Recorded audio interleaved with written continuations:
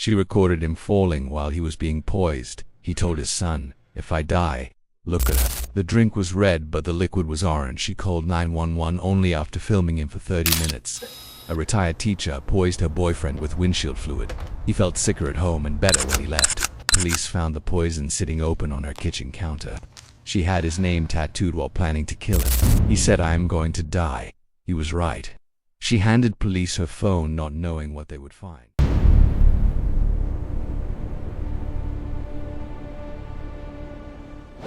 The detective stood in the doorway of that house and did not move. Not because of what he saw, because of what he smelled. Bleach, fresh paint, and underneath both of those things, something else entirely. Something that told him before a single piece of evidence was collected, before a single test came back from the lab, that whatever had happened inside this quiet Massachusetts home had not been an accident, and the woman who lived here, the retired schoolteacher, the longtime girlfriend, the woman who had called 911 herself, was still sitting outside on the sidewalk, calmly answering questions, acting like she had nothing in the world to hide. That detail is what makes this case impossible to forget. Not the poison, not the love triangle, not even the videos. It is the complete, unshakable, terrifying calm of a woman who had already decided exactly how this was going to go. This is the story of Leroy Fowler and Judy Church. And by the time it is over, you will understand why a jury needed less than 9 hours to make up their minds. Leroy Fowler was the kind of man who filled a room without trying. A motorcycle rider, a construction worker, a man who laughed easily and lived hard. He was born with the force of personality that drew people to him, sometimes to many people, and sometimes for all the wrong reasons. By the time he was in his late 40s, Leroy had settled into a life that worked for him, even if it would not have worked for most. He had 2 women who loved him, a roof over his head, and just enough freedom to move between both worlds without either of them fully closing the door on him. Judy Church had met Leroy around 2012. She was 54 years old at the time, still married to a man named Rusty, living in a house on Central Avenue in Salisbury, Massachusetts. Leroy came into her life as a boarder, a tenant renting space in the home she shared with her husband. What began as a landlord and tenant arrangement became something else entirely. Judy fell hard. She left her marriage, left the life she had built, and started over with Leroy in that same house on Central Avenue. She was not a woman who did things halfway. A retired grade school teacher with a disciplined mind and a deep need for loyalty, Judy built her entire world around Leroy Fowler. She bought him a truck. She bought him motorcycles, not 1, but 2. She purchased a trailer home in Florida so they could build something new together in their later years. She carried his name tattooed on her body. She gave him everything she had, and she expected one thing in return. She expected to be the only one. She was not the only one. Sometime around 2016, Leroy became involved with a second woman, a former hairdresser named Barbara Randall, known to everyone simply as Bob. The relationship between Leroy and Bob was not a secret. It was not a brief affair that burned itself out. It lasted for roughly 6 years and developed its own rhythms, its own intimacy, and its own emotional weight. Bob knew about Judy. Judy knew about Bob. Neither woman was happy about the arrangement, but both of them kept Leroy in their lives because neither could quite bring herself to walk away from him for good. The way each woman handled that shared pain said everything about who they were. Bob was dismissive and coolly confident. She called Judy Grandma, not as a nickname, but as an insult. She believed Leroy always came back to her because she was where he truly wanted to be.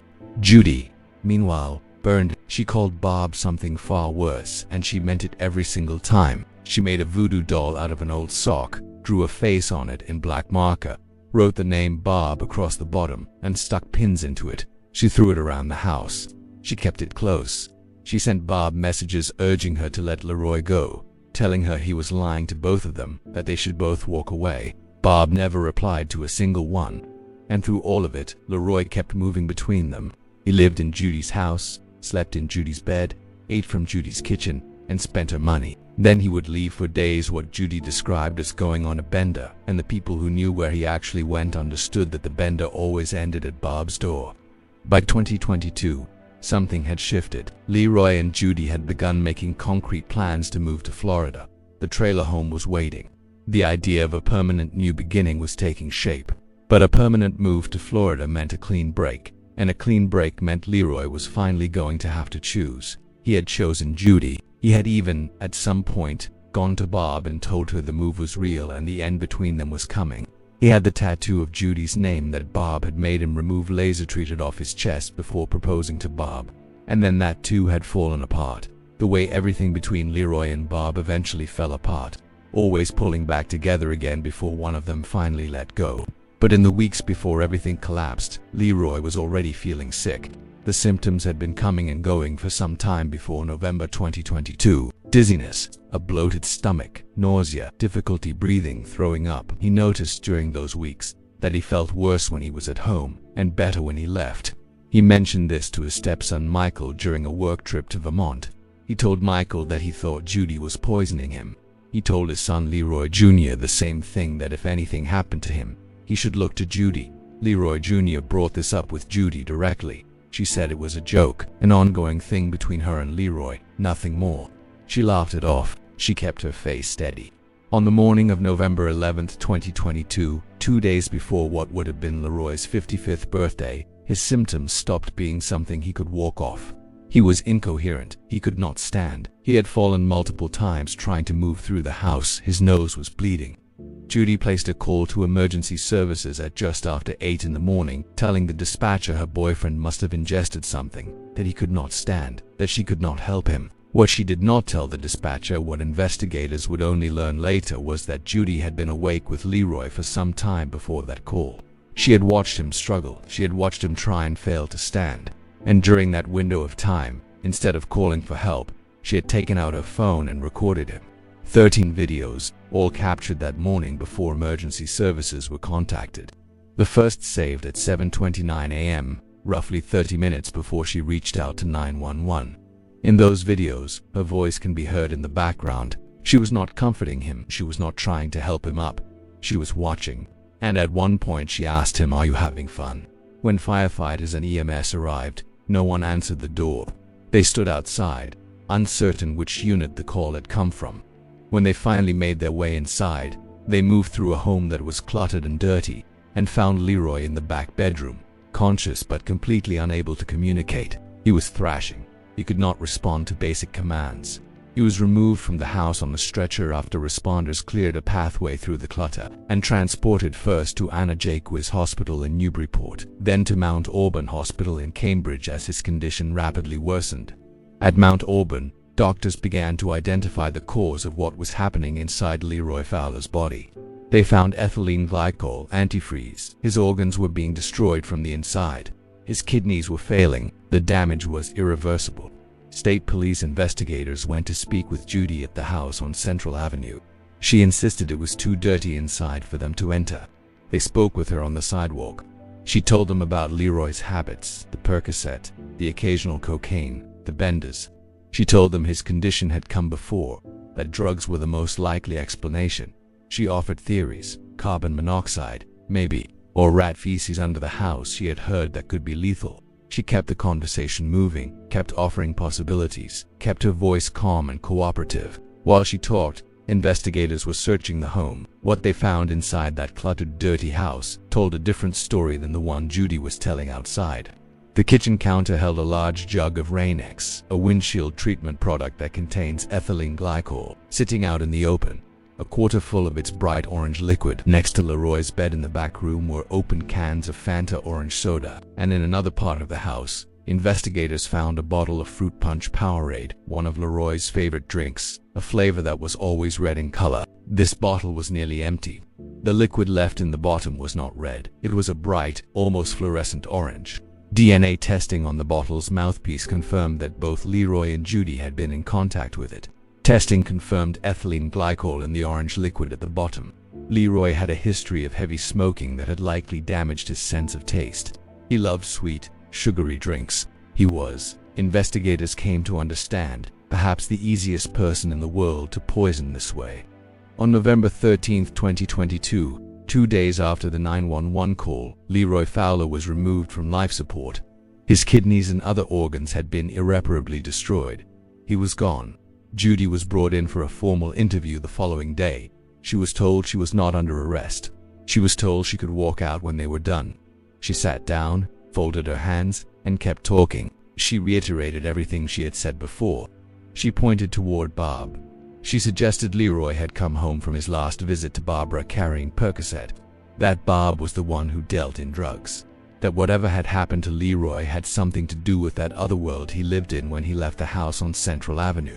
But investigators already knew there was no Percocet in Leroy's system, and they already had the videos. When detectives examined Judy's phone, which she handed over voluntarily, offering her passcode without hesitation, they found those 13 recordings from the morning of November 11th.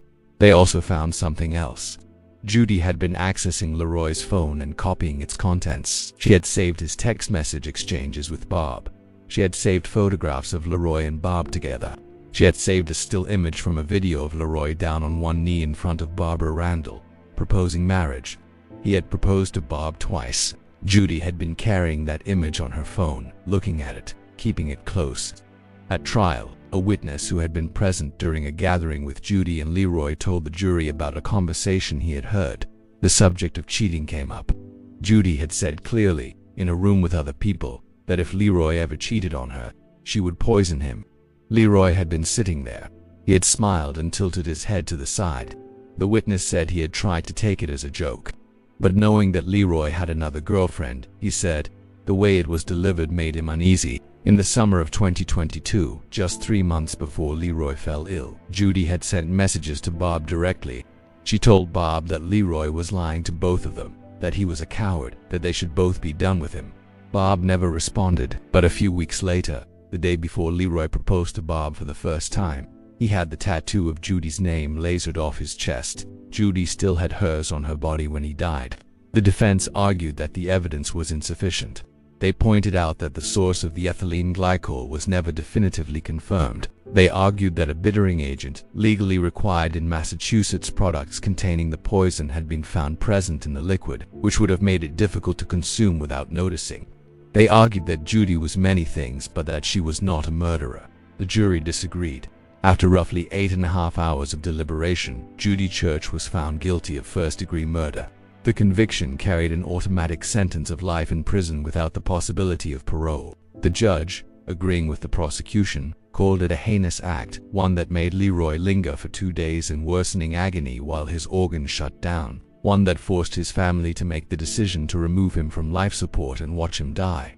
Judy Church was 67 years old when the verdict came in. Leroy Fowler was far from a perfect man. His family said so openly. He moved between 2 women for years, taking what each of them offered and giving back only enough to keep both doors open. He made promises he could not keep and left damage in the spaces between the 2 worlds he occupied. But he did not deserve what happened to him in that back bedroom while his girlfriend stood in the kitchen and watched the clock. He had told his son to look to Judy if anything happened to him. He had told his stepson he thought she was poisoning him. He had said, on the morning he could no longer stand, that he was going to die. He was right, and somewhere in that house, the woman who had tattooed his name on her body and bought him 2 motorcycles in a Florida trailer home already knew it too.